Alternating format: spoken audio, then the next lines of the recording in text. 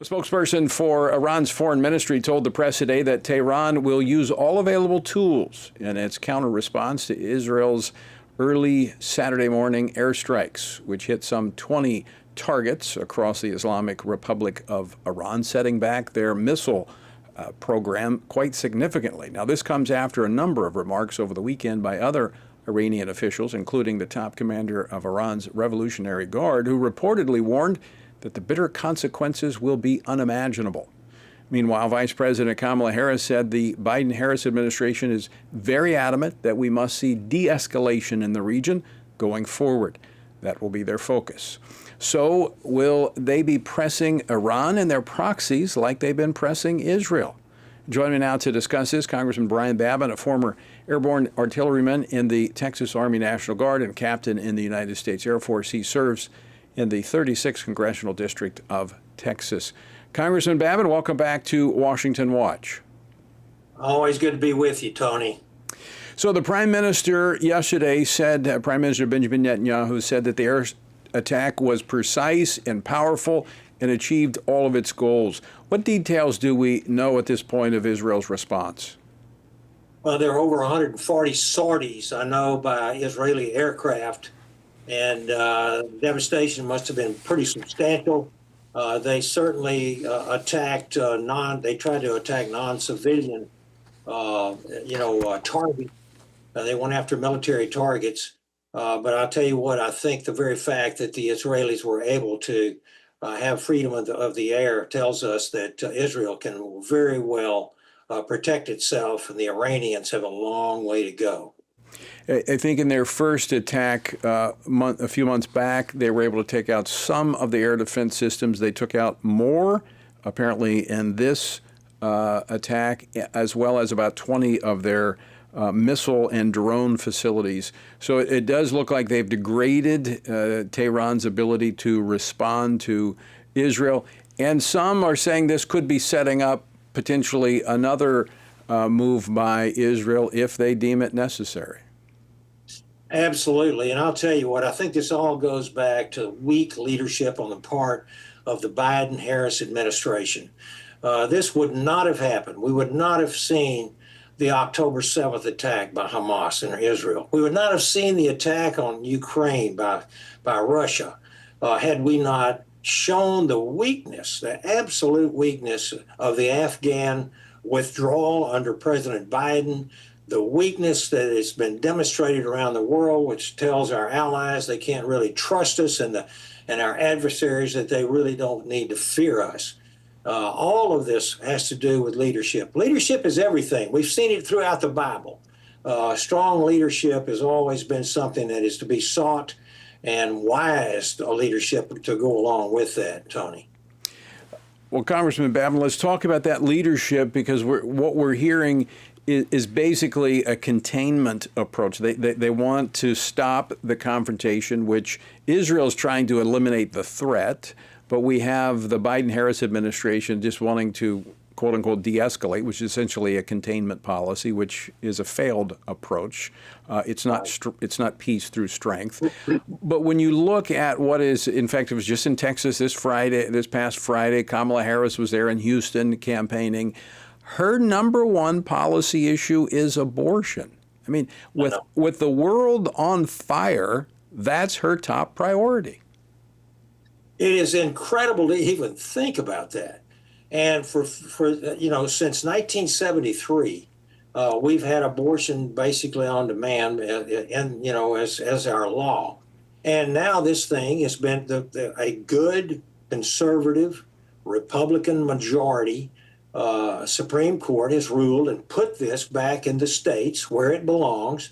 I am a 100% abortion guy, pro-life, against anti-abortion man. I would vote that abortion, I think, is wrong in just about every single circumstance. There could, I'm a healthcare provider myself, but there are issues, I think, which might justify it. But I am against abortion. The Democrat Party, as you just said, Tony, under Kamala Harris, abortion on demand up to the moment of birth, even after birth. We have seen how these people operate.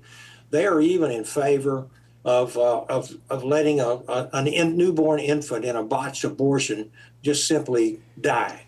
This is just, it's unconscionable that we would have a party that would have thousands and millions of people that would support them over this issue. It makes me so worried for my children and grandchildren's sake of the morality of our nation. Let's hope and pray that that is not true. Dr. Babin, the legislature in Texas has spoken on this issue. Texas is a pro-life state. If this is an issue decided by the state of Texas and half the other states have decided they want to be in the pro-life column.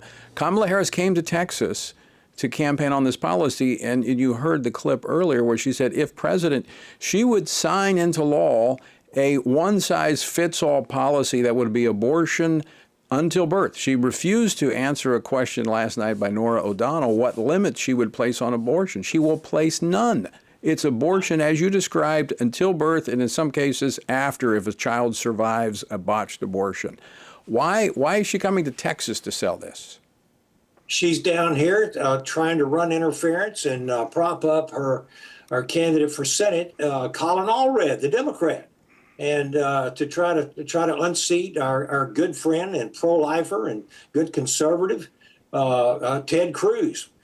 Folks, don't be fooled by this. Ted Cruz has been one of the most pro-life senators we've ever had. It's incredible that I would have people call me and say, hey, should I vote for this Allred guy or do I need to vote for Ted Cruz? And they say, well, I said, vote for the Republican who has a party platform plank that is pro-life. He said, well, I don't know. Is Colin Allred is he not a Republican or what is he? And I said, well, they don't say. So you better educate yourself because this man will be absolutely pro-abortion.